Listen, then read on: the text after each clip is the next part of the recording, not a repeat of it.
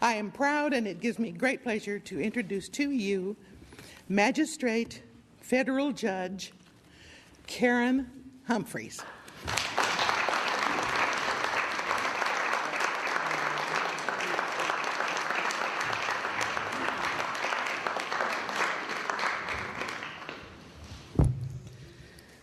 Good evening. I have been asked to speak very close to the microphone because for people who weren't able to attend tonight, we'll be videotaping this so that they can get some class credit at their Wichita State classes. So I'm more than honored to be a part of this group tonight. I'm very grateful to have an invitation to spend a few minutes sharing experiences and some comments and observations. And I want to thank Sally and also Melanie Janney for helping coordinate my participation in tonight's event. Some of the anticipatory advertising for this indicated that the topic was a quest for a more diverse judiciary. And I have subtitled that variety is the spice of life in the courthouse, too. Some of you agree with that, obviously. Thank you. In 1987, I answered the telephone from the call from the governor's office. It was Governor Mike Hayden then, for those that may have forgotten, because it's a few years ago. And he told me that he was going to appoint me as a state district judge in Sedgwick County, the 18th Judicial District.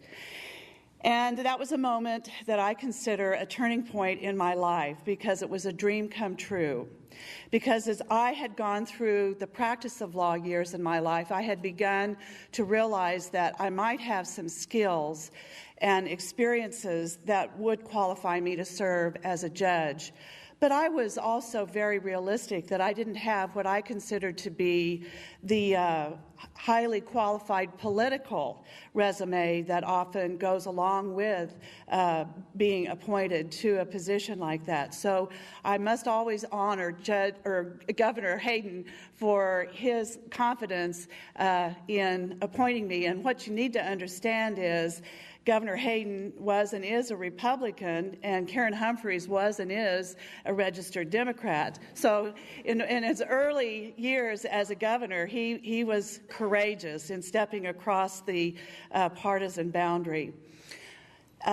Back in those days in Sedgwick County, we had a very favorite judge named Judge Robert Watson. And I'm sure there are people in this audience that recall Judge Watson.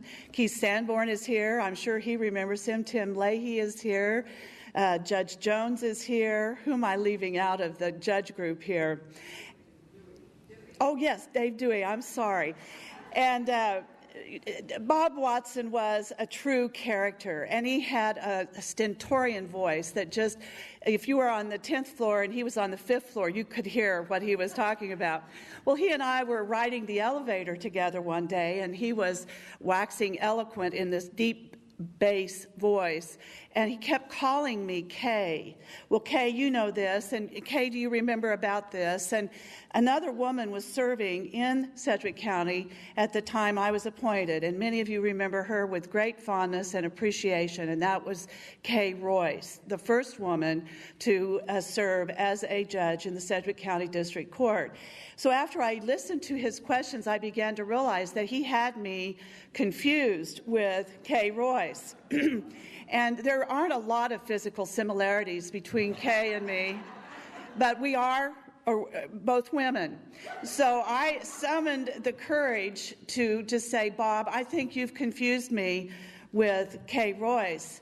And Bob's answer was, oh, you're right. All you white women look the same to me. I thought that was a very clever spin and a quick one on his part to help me understand how he may have experienced some of the things in life being an African American and the first African American to serve on our Sedgwick County bench.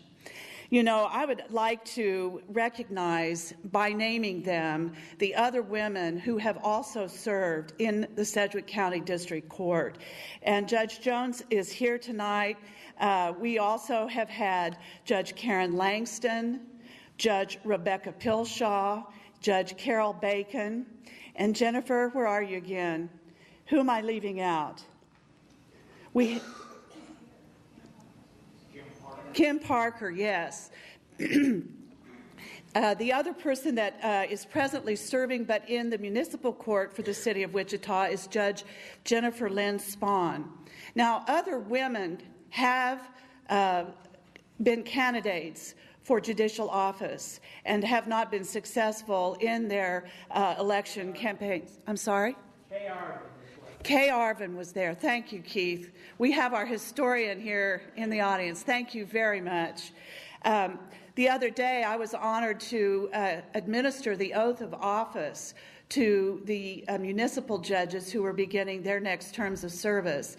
And both Jennifer Jones and Jennifer Lynn Spahn and I had a good chuckle because we recognized, not in a particularly delighted way, that we were the 3 women judges serving in the largest metropolitan county in the state of Kansas. And we all, I think, wish that that picture would change. Douglas County, which is Lawrence, is unique in our state, and at the present time, a majority of the judges in that courthouse are women. Think about that. Tim, if you could help me on this, or Dave, I think they have 4 out of 5 judges as women. Tim, does that sound right? It's either 4 or 5 or 5 out of 6, but it's the majority. And so it kind of is unique in a lot of places.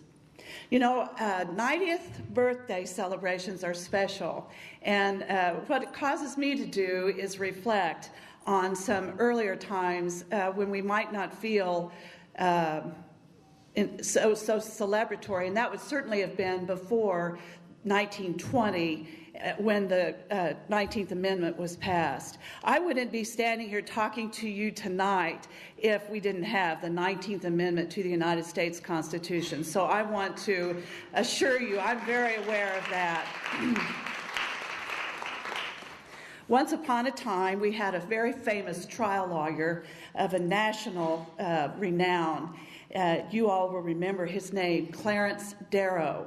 And he was addressing a group of women lawyers in 1898, and this was in Chicago. And this is a short extract from what he said to them. He said, "You cannot be shining lights at the bar because you are too kind.